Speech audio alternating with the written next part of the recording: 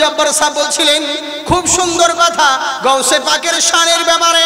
আমি আপনাদেরকে বলি গৌসে পাকের শান, গৌসে পাকের মান মহান আল্লাহ বুলন্দ করেছেন, মর্যাদা এত দিয়েছেন, কিন্তু কি বলবো গৌস পাকের শান। ওরে ওই গৌসে পাকের যে এত বড় শান, এত বড় মর্যাদা, কিন্তু একবার ভেবে দেখেছেন গৌসে পাক যেই মায়ের গর্ভে ছিলেন, যেই বাবার অরুষে ছিলেন, তিনাদের আখলাক কেমন ছিল? একবার ইতিহাস পড়েছেন? তাদের আদর্শ কত শুনেছেন তো, কিন্তু ভুলে গেছেন তাদের আখলাক কত সুন্দর ছিল। আহারে, আমরাও তো মুসলমান, তারাও তো মুসলমান, কিন্তু তাদের আদর্শ আর আমাদের আদর্শ দুটোই কি কখনো নয়। 10 থেকে 12 বছর বয়স হযরতে আবু সালেহ মুসা জঙ্গি পিরান পীর দস্তগীরের আব্বা জানের নাম কি বলেন? গৌস পাকের আব্বা জানের নাম কি? আবু সালেহ মুসা জঙ্গি। আবুল মানে হচ্ছে পিতা, সালেহ মানে হচ্ছে সত্যের পিতা। মুসা শব্দের অর্থ হলো পানিতে ভেসে আসা, জঙ্গি মানে হচ্ছে যিনি নফসের সঙ্গে জিহাদ করে। মন বলছে আজকে জলসা শুনবো, আবার আপনাফস বলছে না না না আজকে চল সিরিয়াল দেখবো, আবার আপনি বলছেন না না এখন বাড়িতে গিয়ে ঘুমাইগা, আবার নাফস আপনার বলছে না সারা রাত্রি জলসা শুনবো তারপরে বাড়ি যাব। এই যে নাফসের সঙ্গে জিহাদ করা, একে বলা হয় জঙ্গি। যিনি সত্যের পিতা সব সময় নাফসের সঙ্গে জিহাদ করতেন। বয়স কেবল মাত্র 10 থেকে 12 বছর বয়স। নদীর ধারে আরাম করতে আছেন, নদীর মনোরম বাতাস খেতে আছে। আপনারা জানেন বড় বড় রাজা বাদশাদের মহলগুলো এগুলো গড়ে থাকে ভালো ভালো নদীর কিনারাতে, সাগরের কিনারায়। তাই এবার করলো কি, নদীর মনোরম বাতাস খাওয়ার জন্যে যেমনই নদীর ধারে বসে রয়েছে, কোনোদিন কিচ্ছু খেত না, কাউরির কাছেও কিচ্ছু চাইতেন না। কেউ দিলে পরে উনি আহার করতেন, পান করতেন, কিন্তু বেশিরভাগ সময়টাই নদীর পানি দিয়ে সেহরি করতেন, নদীর পানি দিয়ে ইফতার আরম্ভ করতেন। সুবহানাল্লাহ বলেন। জি জি। এবার করলো কি, নদীর পানি দিয়ে হঠাৎ করে বসে আছেন, সকাল বেলায় একটা ফল ভেসে আসছিল। শোনা কথা যতবার শুনবেন ততবার নেকি পাবেন, কিন্তু আমি বলছি একটু অন্য ধরনের। আপনাদেরকে শুনেছেন, কিন্তু আমি মেন কথাগুলো বলি আপনাদেরকে, পুরো ডিটেলস বলবার দরকার নেই, যেগুলো প্রয়োজন সেটা কথাটা শুনুন। শুধু শুনলে হবে না, এখান থেকে শিক্ষা নিতে হবে। ফল ভেসে আসছিল, দৌড়িয়ে, আমাদের অভ্যাস আছে কোনো জিনিস দেখলে দৌড়িয়ে চলে যাই। উনি করলেনটা কি, এক হাঁটু পানিতে নেমে ফলটাকে কুড়িয়ে যেমন কামড় মেরে দিয়েছে, বাস সঙ্গে সঙ্গে বিবেকে বাধা দিয়েছে। আরে কার কাছের ফল, কে বা এর মালিক, কিছুই জানলাম না, না বলা করে আমি ফল খেয়ে নিলাম। এটা তো মনে হয় ঠিক হলো না। এই চিন্তা করতে লাগলেন কি করা যায়, কারবা গাছের ফল, কিন্তু মনে মনে চিন্তা করলো কি করা যাবে, মনে হয় অন্যায় করে ফেলেছি। এই বলে মনটাও তারা মসজিদের ভিতরে নামাজ আদায় করতে গেলেন। এশার নামাজ আদায় হলো। আপনারা জানেন মসজিদে শুধু মানুষ ইবাদত করে না, জিনেরাও ইবাদত করে। করে না বাবা? জিনরাও ইবাদত করে।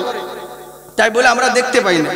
সেদিন রাস্তা ধারে মসজিদ ছিল, বুঝেছেন, মুসল্লি করলো কি, মুয়াজ্জিন হয়তো মসজিদে ঘুমিয়েছিল, আর এখন সময় মৌলানা দেখছে রাত্রে রাস্তা ধারে মসজিদ জালসা করে আসছিল 1টা-2টোর সময়। রাস্তা ধারে মসজিদ দেখে বুঝেছেন গ্রিল খুলেও নামাজ পড়তে আরম্ভ করেছে। এই মুসল্লি যে ঘুমিয়েছিল, এই জিন ভেবে বাগ্য মাগো করেছে যাতে লেগেছে। হ্যাঁ, কিন্তু জিনকে আমরা দেখতে পাই না। কেমন জিনেরাও নামাজ আদায় করে, বুঝলেন? করলো কি, জিনেরা নামাজ আদায় করতে আছে, ইনি এক কর্নারে শুয়ে আছেন, চোখ লেগে গেছে যাই নামাজে। এদিকে জিনেদের মধ্যে বলা কাহা করছে, ওরে শোন শোন শোন, ওইদিকে যাস না। বলে কেন রে? বলে ওদিকে গেলে পরে ওদের গায়ে আমাদের যদি টাচ লেগে যায়, উনার গায়ে যদি আমাদের টাচ লেগে যায়, আমরা বেয়াদবি হয়ে যাবে। উনি বড় আল্লাহওয়ালা পরেজগার বান্দা, উনি একজন আল্লাহর ওলি বটে, উনার কাছ থেকে একটু দূরে সরে যা, নইলে বেয়াদবি হয়ে যাবে। আবার জিনেদের মধ্যে বলে, ওরে ধুর ধুর ধুর, কিসের আল্লাহর ওলি আর কিসের পরেজগার মুত্তাকিন, ওর সব অলিত্ব নষ্ট হয়ে গেছে। বলে কেন? বলে এরই জন্যেই যার দিলে হারাম রুজি ঢুকে, ওই দিলে কখনো অলিত্ব থাকতে পারে না।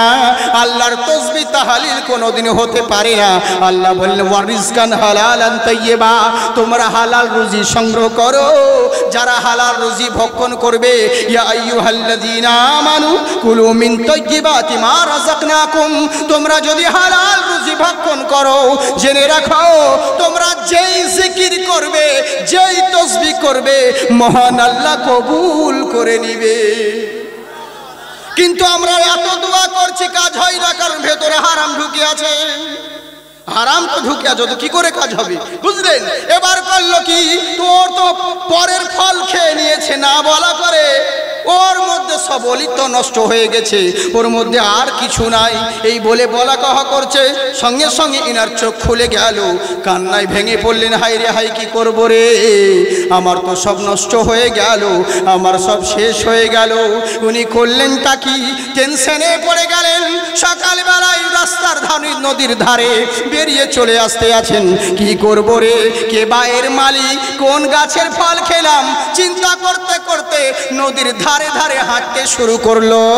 একদিন নয়, আপনারা জানেন নদীর পথ কোনোদিন সোজা হয় না, আঁকা বাঁকা পথ, আঁকা বাঁকা পথ দিয়ে হাঁটতে আরম্ভ করলেন।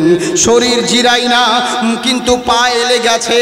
উনি মনে মনে বলে, ওরে পা, এখন কি থামলে হবে? তখন তো ফল খাওয়ার জন্যে দৌড়িয়ে নদীতে নেমেছিলিস, এখন কি আর থামলে হবে? না না না, এখন তোকে এগিয়ে যেতে হবে। মনোবল এগিয়ে নিয়ে নদীর ধারে ধারে হাঁটতে আরম্ভ করলো। একদিন, দুই দিন, তিন দিন করতে করতে তিন দিন তিন রাত্রি ধরে পায়ে হেঁটে নদীর ধারে ধারে যেতে দেখছে। কিছু দূর যাওয়ার পরে নদীর ধারে একটা বাগান রয়েছে, আর ওই বাগানের আপেলের গাছগুলো, ডালগুলো নদীর দিকে ঝুঁকে আছে। ইনি মনে মনে স্থির করে নিলেন, এটাই হবে সেই বাগানের ফল, এইটাই হবে সেই ফলের বাগান। তাই করলো কি, বাগানের মালিকের বাড়ির করওয়ারা নাড়ালো, দরজা নাড়িয়ে বলল, বাগানের মালিক আছে? বলে, কে বাবা আপনি? বলে, আমি বহু দূর থেকে এসেছি, মুসাফির মানুষ। বলে, কি দরকার? বলে, মালিকের সঙ্গে কথা আছে। বলে, এখন উনি ঘুমোচ্ছেন, জোহরের সময় তোমার সঙ্গে কথা হবে। জোহরের নামাজ হয়ে গেল, নামাজ পড়ে সব যেতে আছেন। ইনি দাঁড়িয়ে আছেন মুসাফা করার জন্যে। সালাম করে মুসাফা করলেন। মুসাফা করতেই উনি বললেন, কে বাবা তুমি? তোমাকে তো কোনো দিন দেখিনি, এখানকার তো মনে হচ্ছে না। বলে, সাদ্দাক্তা হুজুর, ঠিকই বলেছেন আপনি, আমি এই জায়গার নয়, আমার বাড়ি অনেক দূরে। বলে, কি মনে করে এখানে তুমি এসেছো? বলে, হুজুর আর বলবেন না, এই বাগানের মালিক কি আপনি? বলে, হ্যাঁ, এই বাগানের মালিক আমি। তাতে কি হয়েছে বলো? বলে, হুজুর, আপনার এই বাগানদের একটা ফল ভেসে যাচ্ছিল, আমি অমুক দূরে ছিলাম ক্ষুধার্ত অবস্থায়, আপনার ফল আমি খেয়ে নিয়েছিলাম। হুজুর, আমি আপনার ফল খেয়েছি, আপনাকে না বলা করে খেয়েছি, আমি অন্যায় করেছি, নফসের সঙ্গে জুলুম করেছি। এরই জন্যে, কারণ আল্লাহ বলেন, এক হচ্ছে হকুল্লাহ, এক হচ্ছে হকুকুল ইবাদ। আল্লাহর হক যদি নষ্ট করো, ওয়াগাফিরিজ যাম ওয়া কাবিরিত তাওব, আল্লাহর কাছে তওবা করো, আমার আল্লাহ মার্জনাকারী, আল্লাহ ক্ষমা প্রদানকারী। বান্দার হক যদি নষ্ট করো, যতক্ষণ বান্দা ক্ষমা করবে না, কখনো ক্ষমা তুমি পাবে না। তাই হুজুর, আমি আপনার ফল খেয়েছি, আমি অন্যায় করেছি, এরই জন্য হুজুর তিন দিন তিন রাত্রি পায়ে হেঁটে আমি আপনার দরবারে এসেছি, সেই ফলের ক্ষমার জন্য। আপনি আমাকে ক্ষমা করে দিন। কৃষাণ কিন্তু লাঙল চিনে, হ্যাঁ, কৃষাণ লাঙল চিনে, বুঝতে পারলেন? উনি বলছে, আপনি আমাকে ক্ষমা করে দিন। মালিক বুঝে নিল, রে তো সাধারণ ছেলে নয়, কত মানুষ আমার বাগানের ফল খেয়ে চলে যায়, পেরে নিয়ে যায়, কতজন কুড়িয়ে খায়, কেউ ক্ষমা চাইতে আসে না। এলো কেন? এ কোনো সাধারণ ছেলে নয়, একে যত্ন করতে হবে, যত্ন করলে একটা রত্ন বেনে যাবে। বলে, বাবা ঠিক আছে, এত দূর থেকে তুমি যখন এসেছো, আমার ফল যখন খেয়েছো, নফসের সঙ্গে অন্যায় যখন করেছো, তুমি ক্ষমা চাইতে এসেছো, আমি তোমাকে ক্ষমা দিয়ে দিব। কিন্তু ক্ষমা পেলেই তুমি বাড়ি চলে যাবে, বিনিময়ে আমি কি পাবো? তোমাকে তো ক্ষমা দিলে তুমি চলে যাবে বাড়ি, কিন্তু তার আমার কি লাভ হবে, আমি কি পাবো? বলে তা তো জানি না। বলে শোনো বাবা, যদি সত্যিকারের ক্ষমা নিতে চাও আমার বাগানে একটা গাছ লাগিয়ে দাও, যেই দিন ওই গাছে ফল ধরবে সেদিন তুমি ক্ষমা চাওয়ার উপযুক্ত হবে। যতদিন ফল ধরবে না তুমি ক্ষমা পাওয়ার উপযুক্ত হবে না। আমি আপনি হলে কি করতাম? ওর কপালে খুঁজ বেড়াই বাড়ি দিয়ে পালাতাম। হ্যাঁ চলবে, ক্ষমা চাইতে এসেছে আর ক্ষমা, একটা ক্ষমা চাইতে এসেছে আবার তেল বেঁধে গেছে। এরই জন্যেই তো বাবা আমরা কত কি করি, কত মানুষের সঙ্গে কত কি অন্যায় করি, জুলুম করি, অত্যাচার করি, বুঝলেন, যা ইচ্ছে তাই করি, কিন্তু আমাদের আদর্শ এরই জন্য তো আমাদের কোনো ইতিহাস নেই। কি বলবো, আজকাল মুসলমানদের যুবকদেরকে দেখে আপনি বুঝতেই পারবেন না এত দেশে এখন অভাব পড়েছে। আমি ভাবতে পারিনি আমরা যে এত অভাব পড়বে দেশে। হাই রে হাই, এত দেশে অভাব। চেহারা দেখলে মনে হয় সবাই ভালো ঘরের ছেলে, কিন্তু পোশাক আশাক দেখে মনে হয় এত গরিব ফাটিচারের ছেলে। সব জায়গায় ফাটা ফুটো তো জামা প্যান্ট, এত অভাব পড়েছে দেশে, বুঝলেন, এত গরিব। তার থেকে মুসলমান যে কত গরিব জুম্মার দিন মসজিদে গেলে বুঝতে পারবেন। 1 টাকা 2 টাকার কয়েন খটর খটর খটর কটোতে, বুঝলেন, এই তো হচ্ছে ব্যাপার। হাই রে অভাব দেশে, কি দিন এলো বলেন তো? কাকে ফলো করার প্রয়োজন ছিল আর আমরা কাকে ফলো করছি? মুসলমানের কি এই দুরবস্থা হতো? কখনো নয়। আল্লাহ বলেন ওয়ালা তাহিরু ওয়ালা তাহজানু ওয়া আনতুমুল আ'লাউনা ইন কুনতুম মুমিনিন। তোমাদের কোথাও ডর নাই, কোথাও ভয় নাই, তোমরাই সারবোলান, সব জায়গায় তোমরাই জয়ী হবে, শর্ত তোমাদেরকে মুমিন হতে হবে। কিন্তু আমরা মুমিন হতে পারলাম না, সব পেরেছি কিন্তু মুমিন হতে পারিনি। দুঃখ লাগে, আফসোস লাগে। আমরা মানুষ, মুসলমানের আখলাক আদর্শ সব কিছুই আলাদা। আজকাল মুসলমানের যুবক ছেলেরা নিজের সময়, আল্লাহর দেওয়া সময়টাকে নষ্ট করে দিল, এখান সেখানে সময়কে নষ্ট করে দিচ্ছে, কিন্তু যাকে তাই কোনোদিন ধার ধারে না, ভেবে দেখে না যে আল্লাহ আমাদেরকে যে যৌবন দিয়েছে, এই যৌবনের জন্য কিয়ামতের দিনে আল্লাহর দরবারে হিসাব দিতে হবে। কিন্তু এগুলো আমরা ভাবি না। এই যৌবনটাকে অযথা সময় নষ্ট করে দিয়েছে। কেউ গেম খেলে, কেউ লুডু খেলে, কেউ প্রেম করে, বুঝেছেন, কেউ বিভিন্ন জিনিস নিয়ে, কেউ নেশায় মগ্ন হয়ে, কেউ ইয়াবা খেছে, কেউ বাবা খেছে, কেউ নানান রকম ড্রাগস নিয়ে আজকাল আমাদের যুবকরা নষ্ট হচ্ছে। এর জন্য দায়ী হচ্ছে বেশিরভাগ নিজের গার্জেনরা, বুঝলেন, গার্জেনরা। ছেলে মেয়ে তোমরা দিয়েছো, খুব ভালো কথা, কিন্তু ছেলে মেয়ে শুধু জন্ম দিয়ে দিলে ছেলে পেলে হয় না। বাপ মা শুধু নামের বাবা মা সেজো না, ওদেরকে মানুষের মতন মানুষ করতে শিখো। সব থেকে বড় পাপ কাজ করছে এরই জন্যেই, কারণ ওই যে ওদের হাতে স্মার্ট মোবাইল দিয়ে দিয়েছো। কিন্তু ভাবছে কি, রাত 12টা 1টা 2টার সময় মেয়েরা মোবাইলে রাত্রেবেলায় চ্যাট করছে, অনলাইন সব সময়, হোয়াটসঅ্যাপে, ফেসবুকে, বিভিন্ন জায়গায়। কেন তোমার বাপ মাকে দেখতে পারো না? তোমার বিটি কি তাহাজ্জুদের নামাজ পড়ছে রাত 12টা 1টার সময়, 2টার সময় মোবাইল নিয়ে? বিভিন্ন জিনিস মোবাইল দিয়েছ, যতই তুমি ভালো মনে করো কোনোদিন হবে না। 1 দিন 2 দিন 3 দিন করতে করতে বাস কত ফ্রেন্ডে হবে, কত ফ্রেন্ড যে হবে তার কোনো অভাব নেই। আর সব জায়গায় সুজন রাখো, আব্বা বকবে, ও বলছে এই রাহুল তুমি রাখো, এখন মা আসছে, সব চালাচ্ছে। এবার বাপ্পা জিজ্ঞেস করে, এই কি করছিস তুই, ঘুমোসনি? না, নোট লিখছিলাম, ওই বান্ধবীর কাছ থেকে নোট লিখছিলাম, বুঝলেন, মানে সবই নোট। 12 মাস না তো প্রজেক্ট লিখছিলাম, না তো নোট, আর এই আর ওই। রাগ করেন না, কিন্তু এগুলোই হচ্ছে আমাদের বাস্তব কথা বলছি, এগুলোই হয়। হ্যাঁ, তুমি জানো মোবাইল হাতে দিয়েছো, আমি বলবো গার্জেনদেরকে, পারলে বন্দুক কিনে দাও ছেলেকে, মেশিন গান কিনে দাও ছেলে মেয়ের হাতে, ও একজনকে মার্ডার করবে, জেলে চলে যাবে, তাও মেলা ভালো। কিন্তু মোবাইল দিয়েছো, স্মার্টফোন, মানে ওর লাইফ বরবাদ করে দিয়েছো। এর চাইতে বিষাক্ত হাতিয়ার আর কোনো কিছু নেই। ছেলে ছেলে গো কার্টুন, ছোট ছেলের হাতে মোবাইল দেখছে, বলছে গেম খেলছে, হুজুর অন্য কিছু দেখে না, আমার ছেলে কার্টুন দেখে। ওবে কার্টুন দেখতে দেখতে এমন ভুটুম ঢুকছে, তখন যে বুঝতে পারবি। হ্যাঁ, এমন এমন আজকাল সোশ্যাল মিডিয়া সব ইহুদিরা বিভিন্ন রকম চাল করছে, তখন কি অবস্থা হবে? এখন তুমি 6 বছরকার বাচ্চা, যার মধ্যে কোনো সেন্স আসে নাই, ওকে মোবাইল হাতে দিয়ে দিয়েছো, ও তো 18 বছরকার জিনিস ওর চোখের সামনে চলে এসছে। ওই ছেলেকে আর মানুষ হবে? 2 দিন পরে তো বলবে বিয়া দে না তো কেটা ফেলবো। সেদিন কি করবা? এই তো হচ্ছে আমাদের অবস্থা। মোবাইল থেকে দূরে রাখো, দূরে সরো। হ্যাঁ, প্রয়োজন আছে প্রত্যেক জিনিসের, কিন্তু তাই বলে ওরকম নয়। এটা জেনে রাখো, আল্লাহর কাছে জবাব দিতে হবে। মোবাইলে সব কিছু আছে, দুয়া টুয়া। আবার কি বলছে দেখুন, অজুহাত বলছে, হুজুর মোবাইল দেখো ऐलन सरकार हो, अमुना के घरवा देखो ऐलन सरकार हो, बगिया महा कोयल झूमे गाए मल्हार हो।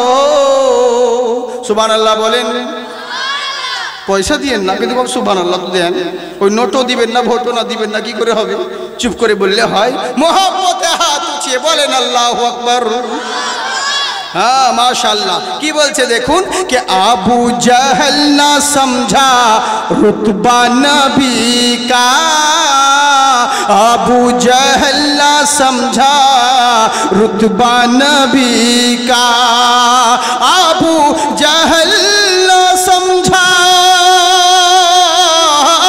आबू जहल ना समझा रुतबा नबी का, मुट्ठी में कंकर पढ़ ले कलमा तो हार हो, मुट्ठी में कंकर पढ़ ले कलमा तो हार हो, बगिया महा कोयल घूमे गाए मल्हार हो। লাগাতে থাকে, ইনি প্রতিদিন গাছ লাগাতে থাকে, আর আব্দুল্লাহ সাওমি প্রতিদিন গাছটাকে নড়াতে থাকে। এর লাগানোর শেষ থাকে না, এর নড়িয়ে দেওয়ার শেষ থাকে না। কিন্তু লক্ষ্য করে দেখে ছেলেটা ফজরের নামাজ পড়ে কি না, জোহরের নামাজ পড়ে কি না, আসর মাগরিব এশার নামাজ আদায় করে কি না, এদিকে লক্ষ্য করে দেখে। খালি মুসলমান ইনি ফলো করে। হঠাৎ একদিন জুম্মার নামাজ আদায় করতে যাচ্ছে, আব্দুল্লাহ সাওমি তার বাদীকে বলল, বাদী রে একটা কাজ কর, ওই যে আবু সালে মুসা জঙ্গি নামাজ আদায় করতে যাচ্ছে, ওর কাপড়ে একটু নোংরা জিনিস লাগিয়ে দে। যেমন নোংরা জিনিস লাগিয়ে দেওয়া হলো, সঙ্গে সঙ্গে চোখ দেখিয়ে বলছে, আমি নামাজ পড়তে যাবো, তুমি আমার গায়ে নোংরা জিনিস লাগিয়ে দিলে। এরকম কথা বললে বাদীকে জিজ্ঞাসা করছে, বাদী খবর কি? বলে হুজুর চোখ দেখিয়েছে। বলে আমার বাগানে এখনো ফল ধরে নাই। একদিন দুই দিন করতে করতে দিন আসে রাত যায়, রাত আসে দিন যায়, কয়েক বছর কেটে গেল। এখন সময় মা সিত্তাতে তাকবীরাতে ওয়াজিবুল্লাহ তাআলা, ঈদের 6 তাকবীরের সহিত বছরে একবার 2 রাকাত ওয়াজিব নামাজ আদায় করতে যাচ্ছেন। এবার আব্দুল্লাহ সাওমি উনি আবার বাদীকে বললেন, বাদী রে এবার একটু নোংরা ওর গায়ে গিয়ে লাগিয়ে দে। যেমন গায়ে লাগিয়ে দেওয়া হলো, উনি আর কিছু বললেন না। জামাটাকে খুলে নিয়ে ইদারার পানি দিয়ে হোক কিংবা নদীর পানি দিয়ে হোক ধৌত করে আবার গোসল করে নামাজের দিকে রওনা হলেন। আব্দুল্লাহ সাওমি বলছে, বাদী রে শোন, এতদিনে আমার বাগানে ফল ধরেছে, এত দূরে আমার বাগানে ফল ধরেছে। কাছে ডেকে বলে, আবু সালে মুসা জঙ্গি শোনো। বলে বলেন হুজুর। বলে তুমি কি ক্ষমা নিবে রে? বলে হ্যাঁ ক্ষমা তো নিব হুজুর, ক্ষমা নেওয়ার জন্য যতদিন ধরে আছি বাগানে কর্ম করছি। বলে ক্ষমা নিতে চাও? বলে হ্যাঁ হুজুর, আপনি কি ক্ষমা দিবেন? বলে আমি যদি তোমাকে ক্ষমা দিয়ে দিই, তুমি ক্ষমা নিয়ে ঘর চলে যাবে, বিনিময়ে আমি কি পাবো বলো? আবার ওই একই কথা। বলে হুজুর সে তো জানি না। বলে বাবা শোনো, সত্যিকারের যদি ক্ষমা নিতে চাও আমাকে বাবা ঋণ মুক্ত করে দাও। বলে কিসের ঋণ? তা তো বুঝলাম না। বলে শোনো, আমার নবী বলেছেন কারো ঘরে ঋণ রেখো না, ঋণ পরিশোধ করো। যার ঘরে বিবাহযোগ্য মহিলা থাকে, যার ঘরে কন্যা দায়গ্রস্ত বাবা থাকে, সেই বাবা জানে মেয়ের কত যন্ত্রণা, বিয়ের কত টেনশন, ঠিক মতন গার্জেনের ঘুম হয় না। তাই বলেছেন আমার নবী, শুনে রাখো, তোমার ঘরে যদি বিবাহযোগ্য কন্যা থাকে বেশি দেরি করিও না, জলদি করে তার হাত পিলে করে দাও, জলদি করে তার নেকা পরিয়ে দাও। আর জেনে রাখো, আর যদি সত্যিকারের মেয়েকে আয়ে বিয়ে গোষ্ঠী শুদ্ধ পাস করাতে চাও তাহলে মেয়ের যত্ন নিয়ে নাও। ইসলাম বাধা দেয়নি আপনাকে, যে কোনো মেয়েকে বড় হলে শুধু বিয়ে দিতে হবে, অন্য কিছু পড়াতে পারবো না। আপনার মেয়েকে ডাক্তার, ইঞ্জিনিয়ার, ব্যারিস্টার সব করতে পারেন, ইসলাম কাউকে বাধা দেয় নাই।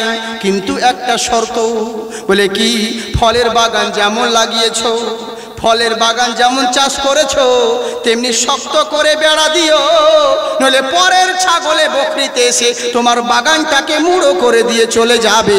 তেমনি মেয়ে জন্ম দিয়েছো, মেয়েকে আয়ে বিয়ে গোষ্ঠী শুদ্ধ পড়াও, ইসলাম বাধা দেয়নি, কিন্তু মেয়ের যত্ন নিও। যদি তোমার সত্যিকারের মেয়ে বিবাহর যোগ্য হয়ে থাকে, বেশি দেরি করিও না, তাড়াতাড়ি বিবাহ দিয়ে দিও। তাই বাবারে, আমার ঘরে একটা মেয়ে রয়েছে, আমি সেই মেয়ের বিয়ের জন্য কত জায়গায়, নানান রকম পাত্র খুঁজে বেড়ালাম, কোনো ছেলে আমার মনে ধরেনি। তাই বাবা, তোমাকে আমার মনে ধরেছে, তোমাকে আমার ভালো লেগেছে, আমি চাই তুমি আমার মেয়েকে বিয়ে করো, নইলে এখান থেকে কেটে পড়ো। কি করবে বলো? আহার, উনি টেনশনে পড়ে গেলেন, কি করব?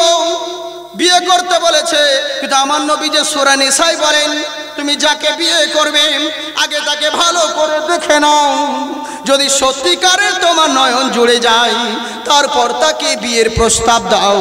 তাহলে হুজুর, আমি বিয়ে তো করব, ঠিক আছে, কিন্তু আপনার মেয়েকে একবার দেখান, একবার মেয়েকে তো দেখি, বিয়ে করব।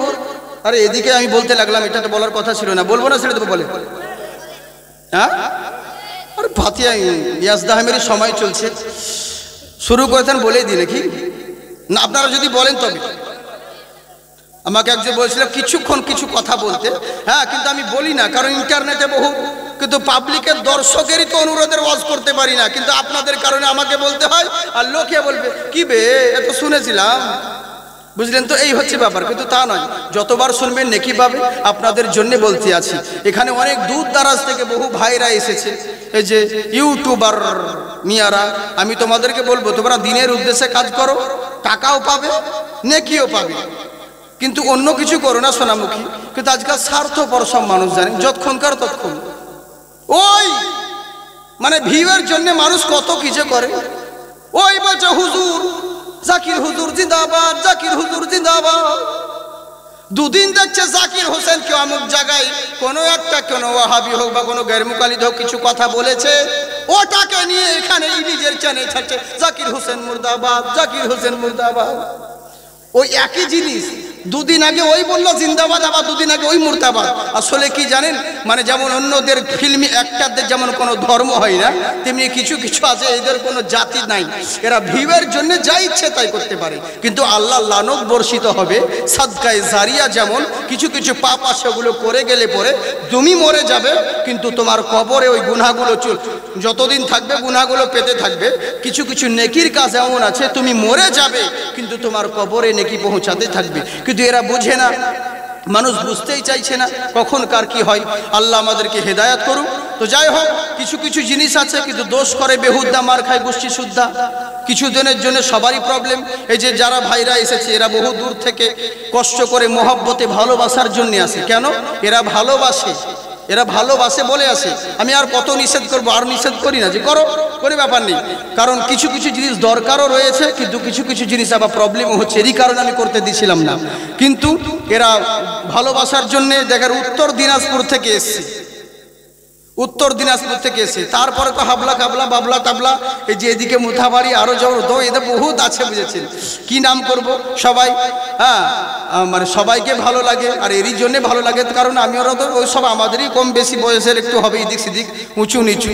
তো যাই হোক, এরই লেগে ইনশাল্লাহ আমি দোয়া করি, আর সব সময় যারা ভালো কাজ করে আমি তাদের লেগে অন্তর থেকে দোয়া করি যে আল্লাহ, তুমি যারা দিনের উদ্দেশ্যে ভালো কাজ করে তাদেরকে তুমি রক্ষা করো, তাদের হেফাজত করো, আর যারা বেহুরমতি করে তাদেরকে ধ্বংস করো। ওরকম না থাকার চাইতে না থাকা অনেক ভালো, বুঝলেন তো? এই হচ্ছে ব্যাপার। তো যাকে অনেক দূর থেকে এসেছেন অনেক মানুষ ভালোবাসার খাতিরে, ভালোবাসার জন্যে, কিন্তু কি বলবো আপনাদেরকে, এরই জন্য আমাদের অবস্থা হচ্ছে কি, আমাদের যে সমস্ত যুবক ছেলে মুসলমানদের যে অবস্থা। কিন্তু আমার কথাটা হচ্ছে যে মানুষ যে কোনো জিনিস যে কোনো যাই করে আপনাদের মহব্বতের জন্য আমরা বলি, এরা রেকর্ড করে আপনাদের কাছে পৌঁছায়, আপনারা শুনেন। এটাও হচ্ছে একটা জারিয়া। অনেক মানুষ সামনে পায় না, কত মানুষ কত কি কথা বলে, আসল জিনিসগুলো কেউ লক্ষ্য করে না।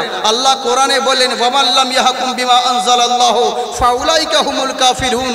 যদি আল্লাহর আইন বাদ দিয়ে নিজের মন মতন যদি চলাফেরা করো, মন গড়া আইন মেনে যদি চলো, তুমি মুসলমান থাকবে না, কাফের হয়ে যাবে। কিন্তু ওদিকে আমাদের হুঁশ নাই, আমরা ঝগড়া করছি মিলাদ করা যাবে কিনা, কিয়াম করা যাবে কিনা, মুনাজাত করা যাবে কিনা। এক জালসাতে গিয়েছি, জালসাতে গিয়ে ডান দিক থেকে বলছে হুজুর এখানে মুনাজাত করবেন না, দোয়া করবেন না, আমরা ওসব করি না। বাম দিক থেকে বলছে হুজুর আপনি মুনাজাত করবেন, আমরা করি। বলে তোমরা কারা? বলে আমরা শ্রোতা। বলে জালসার কমিটি কে? বলে দুই দলের লোক আছে। বলে যা সারা দোয়া করলেও দোষ, না করলেও দোষ, তার মানে তোমরা পয়সা দিবে না, এটা তোমাদের নতুন চাল। বলে না, বলে কি করলাম, সবাইকে রক্ষা করতে হবে, এলে কি এক হাতে মুনাজাত করতে হলো, বুঝলে? তোরা যেমন সেরকম আমাদেরকেও করতে হয়। কি বলবো, আমাদেরকে খুব মানুষ ভালোবাসে, এত সম্মান করে, বিশাল সম্মান। তো এই তো কিছুদিন আগে বাংলায়, হাই রে হাই, আমার আগে দেখলাম একটা বক্তা স্টেজে, এত সুন্দর চেয়ার আছে, ওই আসনটাকে ছেড়ে দিয়ে একটা কাঠের চেয়ারে, ভাঙা চেয়ারে বক্তব্য রাখলেন। আমি চিন্তা করি, ওর পরে আমি স্টেজে উঠলাম, আমি চিন্তা করলাম কি ব্যাপার রে, এরকম এত ভালো চেয়ার রেখেও ভাঙা চেয়ারে ওয়াজ করলো, তার মানে আমি দেখি। তা আমি এবার দেখলাম ভালো চেয়ারটা দেবো, সে একটু ভালো করেই দিক ওদিক তাকিয়ে দেখলাম, দেখছি একটা স্প্রিং এর চেয়ার, একটা স্প্রিং ভেঙে বেরিয়ে আছে। তার মানে কমিটি বুঝাতে চাইলে হুজুর কিছু দিতে পারবো না, ওয়াজ যদি দিক সেদিক করেন স্প্রিং ঢুকে যাবে। এই তো হচ্ছে ব্যাপার। হাই রে সম্মান, আপনারা ভালো আছেন, বুঝলেন, কিন্তু আমাদের বিশাল বেয়ার, কোন দিকে যাব বলুন, যা ইচ্ছে তাই। আর জালসা করতে নেমে ভারী সমস্যা, আমি তো জিজ্ঞেস করতেও পারি না যে কে কোন জালসা করে। আজকে কয়েকদিন পর আমার এখানে প্রোগ্রাম আছে গোলাপগঞ্জ এলাকাতে, জানি না যে ওরা কে, বুঝলেন। আমাকে বহুজন নিমন্ত্রণ করে, দাওয়াত দেয় জালসার জন্য, হুজুর আপনাকে আসতে হবে, বলে ঠিক আছে যাব, কোনো ব্যাপার নেই। আর কালিয়াচক এলাকা তো বেশিরভাগই সুন্নি এলাকা, এই নিয়ে তখন কে কোন বক্তাকে বলছে, কে ফুরফুরাকে বলছে, আর কে দেওবন্দিকে বলছে, ওসব আমার দেখার দরকার কি বে? ওরা আমাকে দেখে ভয় করবে, আমি কেন ভয় করব ওদেরকে দেখে? আমার মধ্যে তাহলে নিশ্চয়ই কমজোরি আছে। আমাকে যদি কেউ দাওয়াত করে নিজে ডাকে, তো কেন যাব না? আমি তো ইসলামের কথা বলতে যাব, আমি আমার আল্লাহ রসুলের বাণী বলতে যাব। ও কি করছে আমার বলার কর্তব্য বলে দিব, হেদায়েতের মালিক হচ্ছে আল্লাহ। হ্যাঁ, আমি যদি ওর হয়ে ওর মতন করে দিই, তাহলে সেটা গোলালু হয়ে গেল, মানে আমার নিজের কোনো জাত নাই, যাকে দুয়াসলা বলে, যেখানে যেমন সেখানে তেমন। কিন্তু আমরা তো তা নয়, এখন ইন্টারনেটের যুগ, মানুষ ইউটিউবে দেখছে যে জাকির একটা সুন্নির বক্তা, জাকির হুসাইন আমার নামের নিচে রসবি লেখা রয়েছে, ওদিকে হুস নাই। তো তাহলে ওরা আমাদেরকে দেখে বলবে যে ওই বক্তা থাকলে পরে আমরা যাব না, আমরা আসবো না। তা আমরা কেন ওরকম করব? দাওয়াত করেছিস কর। এবার আমি পরে ওদেরকে ফোন করছি যে আচ্ছা ভাই আপনারা কি এরকম অন্য দলে? তো বললে কেন হুজুর কি হয়েছে? এমনি অনেক জোর রিপোর্ট আমাকে করছে আপনারা বলে এই এরকম। না বললাম আমরা ওসব কি, ওরা শিক্ষিত মানুষ বলে হুজুর আমরা ওসব বুঝি না, কে ফুরফুরা, কে দেওবন্দি, কে হবি, কে বেরেলি, ওসব বুঝি না। আমরা শিক্ষিত লোক, যখন শনি রবিবারের দিন আমরা চাকরিজীবী মানুষ, যখন ছুটি পাই তখন আপনার লেকচারগুলো শুনি। আমাদের হিন্দু মুসলিম সকল অনেক অফিসাররাই শুনি, ভালো লাগে, আপনাকে চয়েস করি, কলকাতায় ওরা সার্ভিস করে, ভালো লেগেছে, আপনাকে নিমন্ত্রণ করেছে, আপনি আসবেন কিনা বলেন। আল্লাহ যে আমি এরকম করি, বলে আপনি আপনার মতন করবেন, আমরা কি আপনাকে বলবো যে আপনাকে এই করতে হবে ওই করতে হবে? আপনি যা করেন আপনি তাই করবেন, এতে কি আছে তা? আমরা তো জোর করে আপনাকে কিছু বলতে পারবো না, করাতে পারবো না।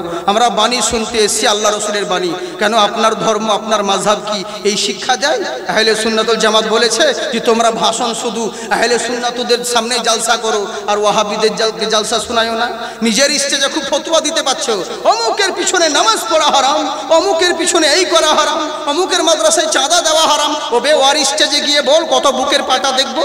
ওই নিজের এতে কবি গানের মতন পাল্লা পাল্লি করছো। তোমার স্টেজে তুমি যা পাচ্ছ ধুয়ে দিচ্ছ, ওর স্টেজে ও ধুয়ে দিচ্ছে, কিন্তু কেউ সামনাসামনি আর হতে যায় না, বুঝলেন? এই তো হচ্ছে অবস্থা। আচ্ছা বলুন তো দেখি, এরকম যদি কোনো মানুষ আমাদেরকে ভালোবেসে জালসার জন্য নিমন্ত্রণ করে, সেই জায়গায় যাওয়া ঠিক হবে না বেঠিক হবে বলেন? হ্যাঁ, ঠিক না বেঠিক? ঠিক সবাই বলবে, তাহলে এই হচ্ছে ব্যাপার। কিন্তু অনেকের অনেক রকম অ্যালার্জি হয়, তো ওসব দেখে আমাদের কি লাভ আছে?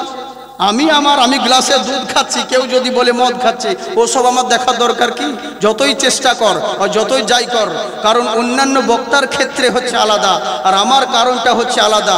আমি বক্তব্য লাইনে এসেছি শুধুমাত্র আমার উদ্দেশ্য অন্যরকম, কারণ আমি একজন শায়ের বটে। আমার না এইদিকে না গেলেও হবে, কিন্তু করি কারণ অনেক কিছু কথা মৌলবীরা বলে না, আর সেগুলো আমাকে বলে দিই, তাতে কেউ বলুক আর না বলুক, এরই কারণেই। কে কি করলো না করলো আমার দরকার নেই, জালসা করতেই যে হবে এটা কোনো জরুরি নয়। কারণ আমি এমনিতেই তো প্রোগ্রাম, আমি যতটা লাইফে প্রোগ্রাম করি তার থেকে মনে হয় 3 ডবল প্রোগ্রাম ক্যান্সেল করি, বুঝলেন? কারণ দাওয়াত নিয়ে ক্যান্সেল করি না, নিই না। কত আপনাদের প্রত্যেকটা এলাকায় আশেপাশে প্রোগ্রাম হয়, কিন্তু আমাকে দেখেন কি প্রত্যেকটা জায়গা থেকে আমাকে ফোন করে, কিন্তু হয় না। দেখা গেল এখানে 50টা প্রোগ্রাম এলো, তার মধ্যে হয়তো 2টো নিলাম, অন্য জায়গায় হলো এরকম। এই হচ্ছে ব্যাপার। আমরা সব জায়গায় যাইও না আর নিও না, তো বুঝলে? তো এমনিতেই তো কম প্রোগ্রাম করি, তো তাতে কি যায় আসে? কিন্তু যতদিন বাঁচবো হক কথা বলে যাব। কে ফাটলো আর কে ফুটলো আমার দেখা দরকার নেই। আপনারা দোয়া করবেন আল্লাহ পাক যেন মাসলাকে আহলে সুন্নাতের প্রতি যেন মারতে দমতা কায়েম দায়েম রাখেন, বলেন আল্লাহুম্মা আমিন। যাই হোক, কিন্তু বাবজি হক কথা বললে মানুষকে টক লাগে, কিন্তু বলবো কারে আর শুনবে কে রে? এই তো হচ্ছে আমাদের সমাজের পরিবেশ। ইসলামিক আদর্শ আমাদের মধ্যে থাকতে হবে। নিজেদের মধ্যে মারামারি করে নিজেদের সব বেকার করে দিলেন, এরকম করিয়েন না। নিজেদের মধ্যেই তো মারামারি আমাদের চলছে। ও বলছে আশরাফি ভালো নয়, আশরাফি বলছে কালিমি ভালো নয়, কালিমি বলছে রসমি ভালো নয়। নিজেদের ঝামেলায় তো মিটাই না, তো পরকে কি করে ঝামেলা মিটাবো? আসল জিনিস আমরা ভুলে গেলাম, বড় আফসোস লাগে, দুঃখ লাগে। কিন্তু চিন্তা করে দেখুন তাদের আদর্শ কেমন, তাদের আখলাক কেমন। আহারে বলছে হুজুর আমি আমার ভিতরে নবীর আখলাক আছে, মরতে একদিন হবে আমি মরে যাব, কিন্তু জেনে রাখুন হুজুর আমাকে যখন বিবাহ করার জন্য আপনি বলছেন বিয়ে করতে পারি, কিন্তু আপনার মেয়েকে দেখাতে হবে। সামনে বাড়বে না ছেড়ে দেব বলুন?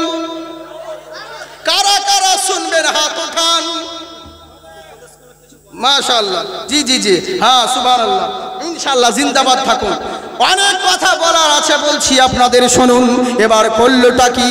যখন আমরা মুসলমান হয়েছি, উনি বলছে হুজুর আমার ভিতরে নবীর আখলাক আছে, আমি মরে যাব, কিন্তু বিয়ে যখন করতে আপনি বলেছেন বিয়ে করব, কিন্তু বিয়ের আগে আপনার মেয়েকে একবার দেখান।